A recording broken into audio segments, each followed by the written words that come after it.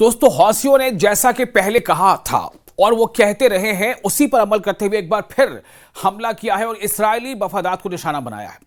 जो कि लगातार चाहे यहिया सारी हो या अब्दुल मालिक, वो यही कहते रहे हैं कि हम तब तक इस्राएली मफादात को निशाना बनाते रहेंगे जब तक इस्राएली अफवाज गजा पर हमले करते रहेंगे।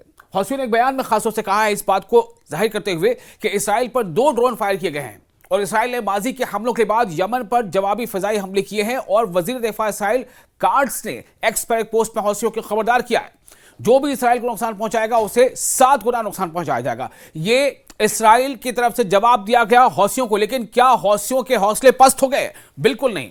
हौसी फाइटर्स, मैं बार बार कहता हूं हौसी यानी जिन्हें आमतौर से हुती भी कहा जाता है, लेकिन दरअसल जो सही लफ्ज है वो है हौसी।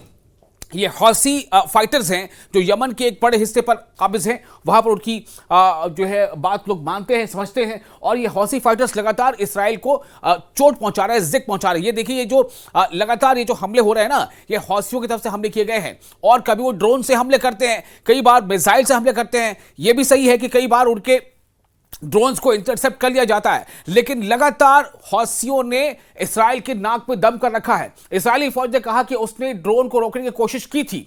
मैगन डेविड एंडोम रेस्क्यू सर्विस ने कहा है कि जख्मियों को अस्पताल ले जाया गया है। इनमें से 2 को इनके आज़ा पर शदीद चोटें आई हैं।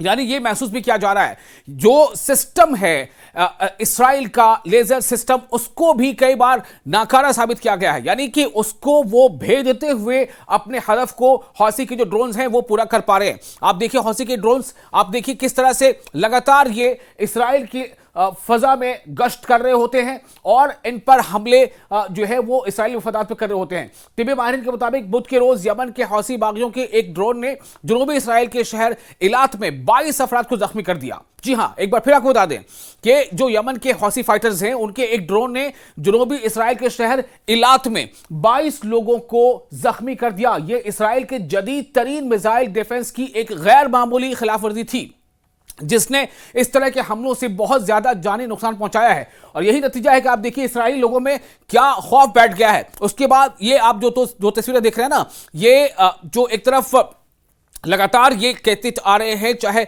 वो कि हम लगातार इसराइल को निशाना बनाएंगे, हम इसराइली मफादात को निशाना बनाएंगे और बनाते रहेंगे जब तक कि इसराइल अपने हमलों को कम नहीं करता। और इसीलिए नेतन्याहू, जो बेंयामिन नेतन्याहू है इसराइल के वज़ीर आज़म, वो भी इससे लगातार परेशान है। क्योंकि ये जो देखिए, ये बार बार मैं आपको दिखाने की कोशिश कर रहा हूं और ये किस तरह से, जिस तरह से ये मुझे चकमा दे रहा है ना, उसी तरह से ये इसने सिस्टम को चकमा दिया है। कौन से सिस्टम को? इसराइली इंटरसेप्टर्स को। इसराइल के जो लेजर इंटरसेप्टर्स है उसको भी चकमा देता हुआ ये ड्रोन गिरा जाकर और इसने जबरदस्त नुकसान पहुंचाया इसराइल के शहर में, इलात में। इलात जो इसराइल का शहर है, तो गजा की पट्टी में मकामी अस्पतालों के मुताबिक इसराइली फायरिंग से कम 41 फलस्तीनी हलाक हुए। एक तरफ ये जानकारी वहां से लगातार आ रही है। अमेरिकी सदर डोनाल्ड ट्रंप के मशरिक़ वस्ता के एलची ने जंग के खात्मे के लिए नए मंसूबे पर उम्मीद जाहिर की है, बगैर ये कहे कि इसमें क्या शामिल है क्या नहीं। इसराइल या हमास ने इसे कबूल कर लिया है, ऐसा उन्होंने कहा है।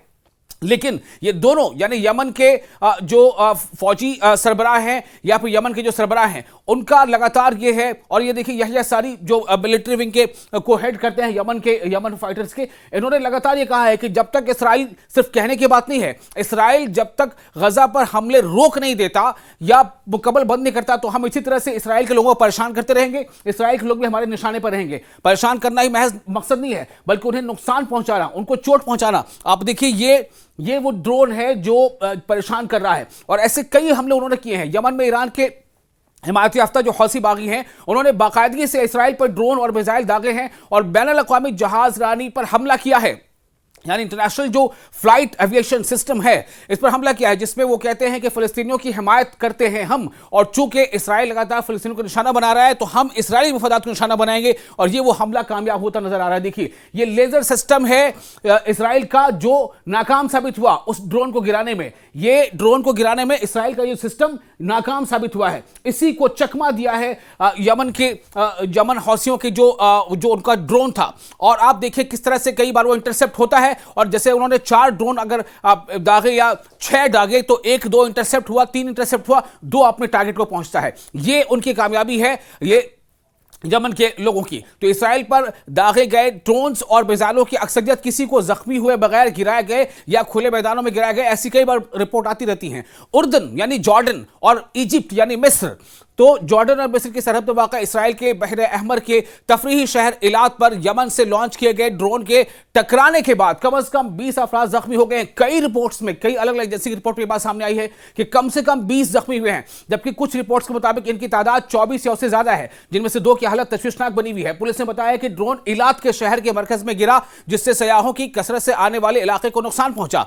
सोशल मीडिया पर शेयर की गई फुटेज में दिखाया गया है कि एक ड्रोन जो रिजॉर्ट टाउन के ऊपर से उड़ता हुआ गिरकर तबाह हो रहा है, जिसके असर वाले इलाके से धुआं और आग के शोले उठ रहे हैं। मकामी रिपोर्ट्स के मुताबिक ड्रोन एक होटल के साथ जमीन पर गिरा था, जिससे कई कब्रों को नुकसान पहुंचा था।